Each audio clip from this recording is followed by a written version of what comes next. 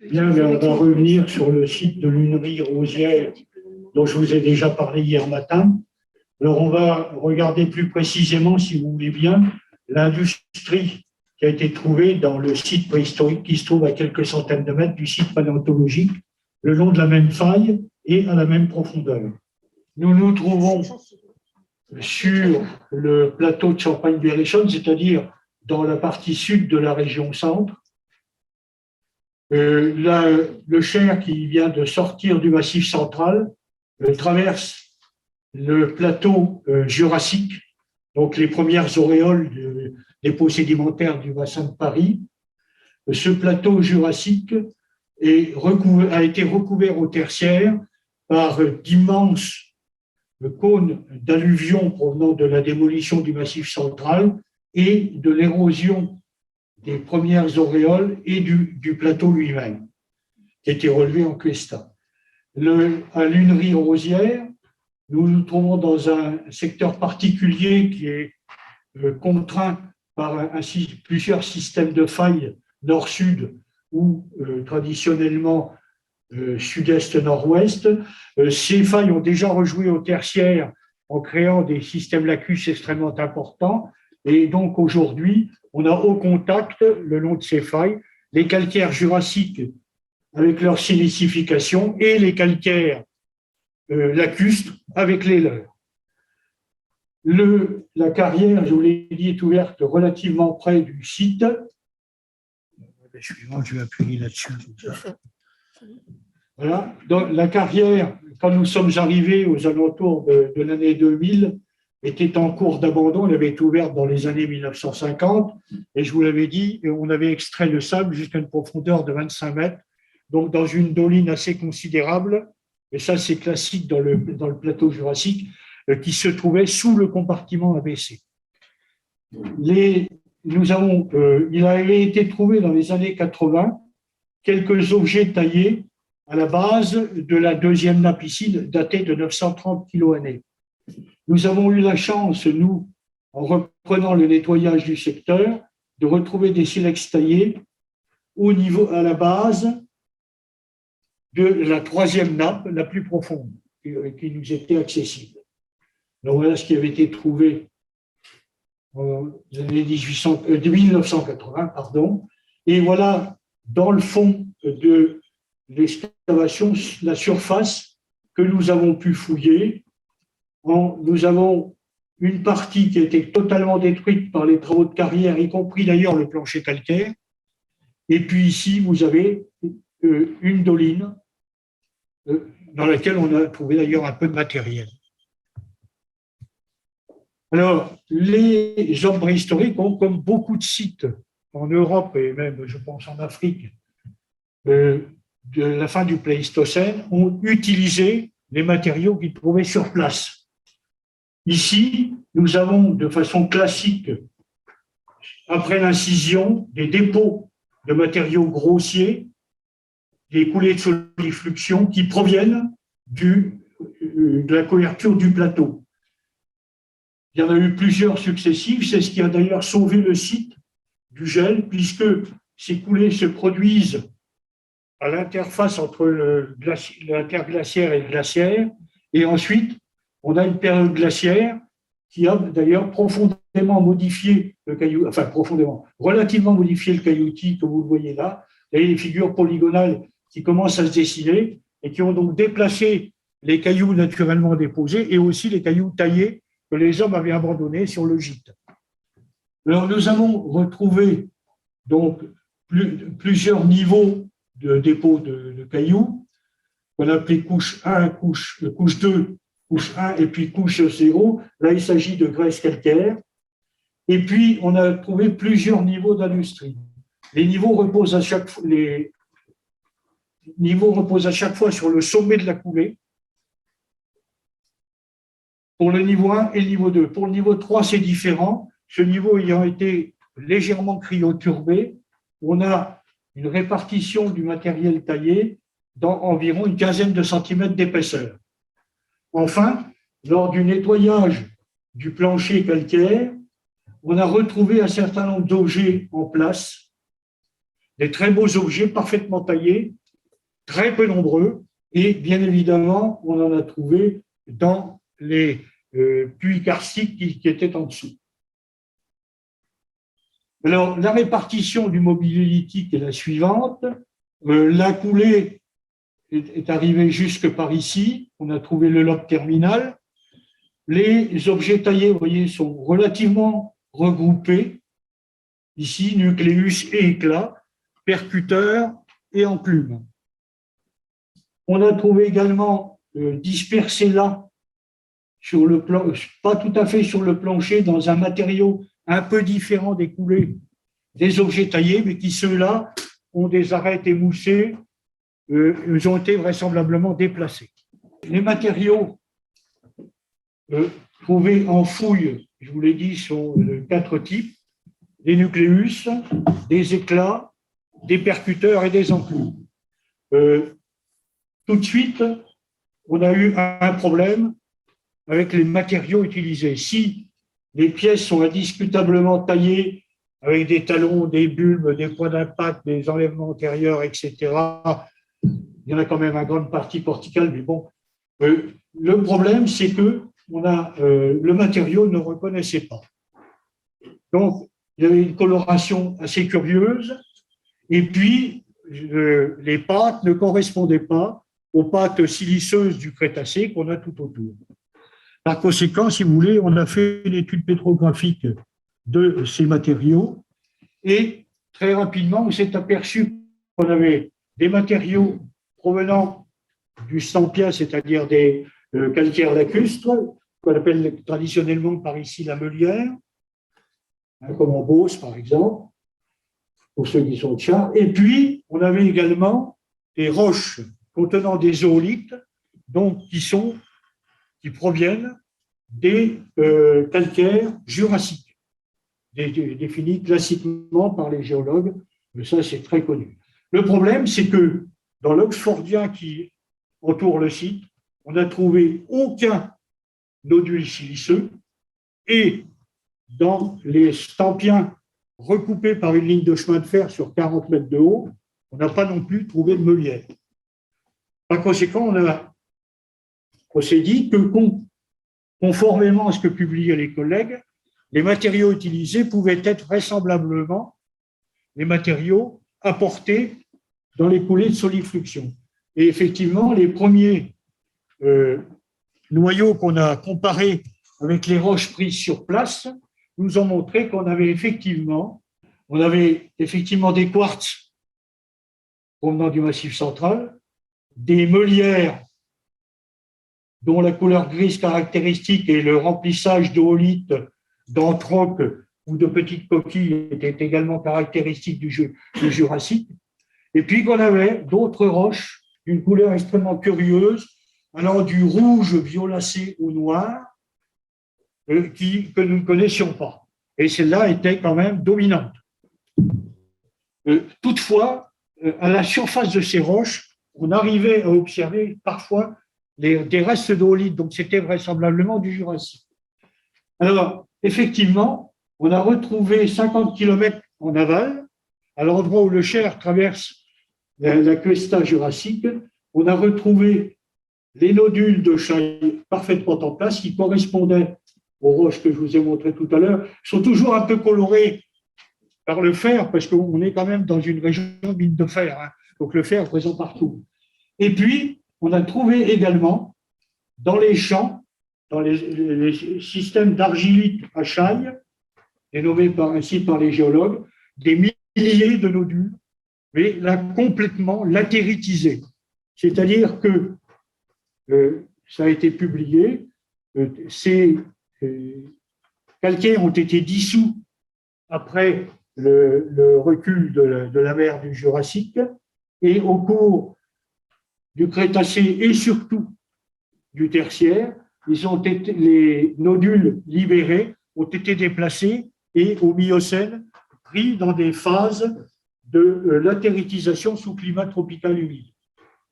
Et par conséquent, certains ont l'aspect d'une cuisson à 50 degrés pendant plusieurs millions d'années, hein, c'est ce qui vous donne ces colorations très particulières.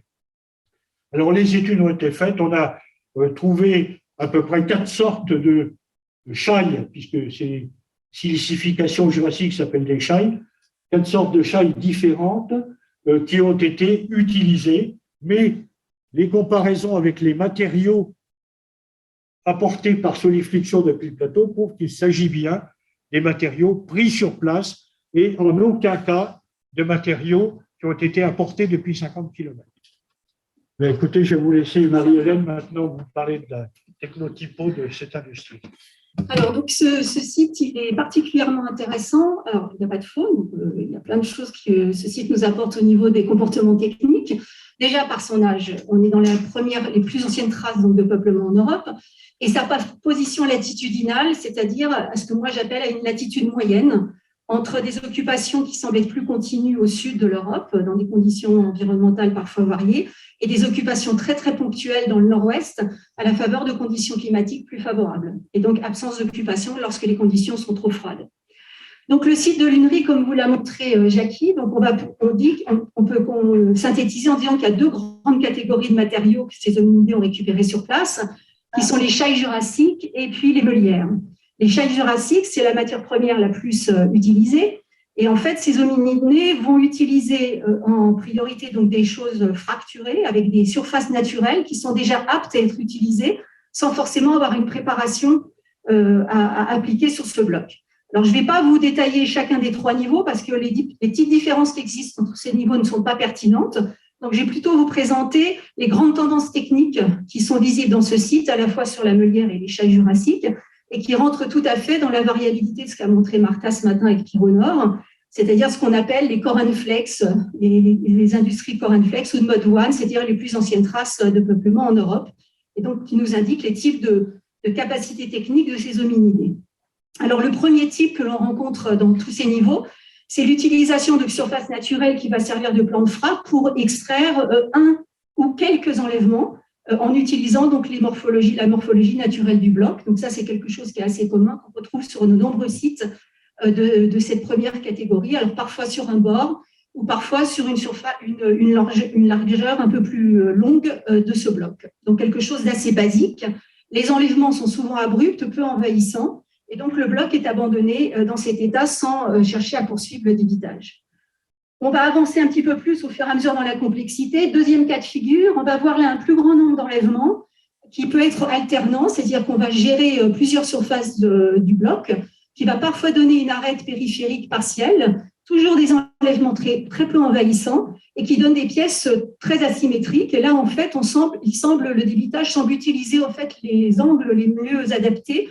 Et donc, on va utiliser soit des angles naturels, soit les enlèvements précédents. Et on va s'arrêter, pas forcément parce que le nucléus ne peut plus être poursuivi dans son débitage, mais parce qu'on s'arrête en laissant le bloc dans cet état. Troisième catégorie, là, on arrive dans des choses un peu plus compliquées. Il peut y avoir 2 ou plusieurs plans de frappe qui peuvent être indépendants l'un de l'autre ou au contraire dépendants. Et là, on est toujours dans une forte dépendance de la morphologie naturelle du bloc. Donc, on va utiliser des surfaces qui sont aptes à être débitées. Les enlèvements sont toujours abrupts, mais le nombre d'enlèvements est un peu plus important. Donc, le bloc semble être géré d'une manière un peu plus longue, plus productive, tant que les angles disponibles sont favorables pour le débitage. Autre catégorie, là, on rentre dans quelque chose de plus complexe qui montre qu'on commence à avoir une certaine indépendance vis-à-vis de la morphologie du bloc, puisque là, vous pouvez avoir un débitage bifacial sur les 2 faces, avec des enlèvements, dans certains cas centripètes, qui montrent que là, il y a la productivité qui est beaucoup plus grande. Et dans certains cas, ce qui est particulièrement intéressant, on peut récupérer un éclat qui va servir donc à débiter. Donc là, on est déjà dans des comportements assez complexes qui montrent qu'il y a une véritable gestion et une productivité de la matière première et pas simplement une dépendance vis-à-vis de la morphologie des blocs initiaux. Et puis la phase finale, dans certains cas, donc multiples enlèvements, multiples surfaces. Donc tant que les angles sont favorables, on continue d'exploiter et on arrête parce que là, à ce moment-là, les angles ne sont plus favorables pour continuer à poursuivre le débitage. Quand j'utilise le terme angle favorable, il faut des angles moins de 90 degrés, sinon au-delà de 90 degrés, on ne peut plus extraire quelque chose. Alors, ce qui est intéressant aussi, c'est quelque chose qu'on retrouve dans des séries, donc toujours de cette période, mais qu'on va retrouver aussi dans des Acheuléens qui vont arriver ensuite, les early Acheuliennes. C'est récupération de fragments que l'on va ensuite aménager. Alors, on est à la limite entre la retouche, le fragment, ou lorsque le fragment est un peu plus grand, presque une sorte de façonnage. On va profiter donc de surface ou d'arête de ces fragments favorables et on va les aménager, quelle que soit la morphologie. Donc, souvent des pièces extrêmement irrégulières, très informes, qui sont aménagées d'une manière, j'utiliserai le terme opportuniste, mais c'est un peu faux, en faveur des tranchants qui sont disponibles. Et donc, on retouche ou on aménage ce type de fragments. Donc, si je simplifie, si je résume très rapidement, on a donc tous ces types de stratégies par rapport à ces blocs qui sont typiques donc de ces Core & Flex Industries ou de ce mode One, comme ce qu'a montré Martha donc, ce matin. Donc, je ne vais pas vous répéter la même chose. On utilise une très forte dépendance des morphologies, mais dans certains cas, il y a une sorte d'extraction, s'extrait de cette dépendance de la matière première, et donc on est capable de gérer un peu plus longtemps et de produire plus d'enlèvement à partir des blocs. Alors là, je vous ai mis deux petits schémas de dimensions pour vous montrer que quand on compare les matières premières, on s'aperçoit que donc les meulières sont plus petits, les fragments, les blocs exploités sont plus petits, probablement parce que ça vient de ce qui était disponible sur place. Et donc, il y a une plus grande variété de dimensions au niveau des blocs en chaille. Et puis, si on compare les différents types de stratégies, on n'a pas vraiment une différence qui est pertinente. On n'a pas l'impression que, par exemple, les blocs les plus gros vont être un peu plus exploités ou que les blocs, par exemple, où il y a un débitage plus abondant, c'est une forte réduction de quelque chose de plus grand. Donc, c'est sans doute un comportement plus complexe, en tout cas moins visible par rapport à ce que l'on a comme information par rapport aux dimensions. Il n'y a pas une sorte de phase de réduction du plus simple au plus petit en partant du plus grand au plus petit bloc. Alors, comme le disait tout à l'heure Jackie, sur la fouille, il a retrouvé des percuteurs. Alors, ces percuteurs sont intéressants aussi. C'est que la chaille est un matériau extrêmement dur du fait de son histoire géologique. Et donc, il faut des percuteurs résistants pour pouvoir la débiter. Du reste, parfois, on se demande quel type de gestes ont été utilisés pour arriver à extraire sur cette chaille jurassique extrêmement dure des enlèvements. Donc, voici quelques exemples de ces percuteurs sur lesquels il y a des traces qui ont été retrouvées, donc en quartz ou en chaille jurassique. Alors sinon, au niveau des éclats, donc les éclats prouvent le débitage, bien sûr, ils sont en accord avec ce que l'on voit sur les nucléus, sur les blocs exploités. Donc, il y a de nouveau plus d'éclats en chaille jurassique qu'en meulière. Ces éclats, comme vous pouvez les voir, il y a une très grande variabilité au niveau de la morphologie, mais ils présentent quand même un certain nombre de caractéristiques qui peuvent nous intéresser aussi au niveau de ce qui nous informe sur les stratégies de débitage. Alors déjà, une première chose aussi, on a une très grande variété de dimensions. Et donc, comme le disait Jackie, on n'a pas retrouvé de grands nucléus qui permettent d'expliquer la présence de ces grands éclats. Alors, sans doute parce que la surface de la fouille, elle est limitée. Voilà, et il est possible on sait que, par exemple, sur ces occupations, la surface pouvait être extrêmement étendue de l'occupation et les hominidés bougeant au-dedans sur cette surface. Ça peut expliquer qu'on n'ait pas vraiment la présence de ces grands nucléus pouvant expliquer la production de ces grands éclats. Alors, on a la preuve qu'on a des séquences de débitage complètes, puisqu'on a des éclats corticaux de tout type, qui montrent donc un décortiquage progressif, avec les mêmes morphologies dans l'organisation des enlèvements que ce que l'on a techniquement sur les blocs. Souvent, des éclats avec un dos. Alors ça, c'est assez logique pour ces périodes, et Martha l'a montré à Pyrrhonore, on utilise les bords des blocs ou des nucléus pour faciliter l'extraction des éclats. Et souvent, des éclats souvent épais, avec des talons épais, et ça aussi, c'est assez classique pour cette période. On tape loin du bord, de manière à extraire plus facilement les enlèvements. On a aussi des éclats non corticaux, ce qui montre que dans certains cas, et on l'a vu sur certains nucléus, la production elle est assez longue, et elle permet donc d'extraire un certain nombre d'éclats où il ne reste plus de résidus corticaux. Et donc, dans certains cas, ça confirme ce que l'on voit avec des enlèvements centripètes. Donc, tout ça pour vous montrer aussi un exemple de cette variabilité de ces éclats, souvent très épais. Il y en a certains qui sont fins, mais globalement plutôt épais, avec des talons larges et épais, souvent avec des dos. Et ça rejoint tout à fait ce que Martha nous a montré sur Pyrrhonore, ce type de production de ces hominidés il y a environ 1 million d'années. Et je terminerai donc par la part de ces éclats qui ont été retouchés. Alors, elle est très, très faible. Elle est autour peut-être même moins de 5%. Donc là aussi, ça rentre dans la variabilité de ce que l'on connaît pour cette période. Souvent sur des roches de bonne qualité, avec un grain plutôt fin. Selon les cas, il peut y avoir une ou plusieurs bords qui ont été retouchés. Souvent, l'utilisation aussi de morphologie naturelle que l'on va modifier légèrement, comme par exemple des becs naturels sur lesquels on va associer quelques retouches. On a quelques éléments pointus, avec des éléments convergents, et une variabilité dans les retouches, que ce soit denticulée, plus régulière, et la plupart du temps plutôt directe, c'est-à-dire qu'on utilise la section normale de l'éclat et on va retoucher la morphologie la plus convexe. Donc voilà, tout ça, je m'arrête là pour vous montrer qu'on rentre tout à fait dans la variabilité. Et donc, je réinsiste pour dire que vraiment, ce site, du fait de sa position latitudinale, est vraiment, vraiment intéressant pour comparer par rapport à des sites plus au sud et par rapport à des sites plus au nord, et voir la variabilité des stratégies que les hominidés utilisent en fonction de leur position latitudinale et des conditions environnementales. Voilà.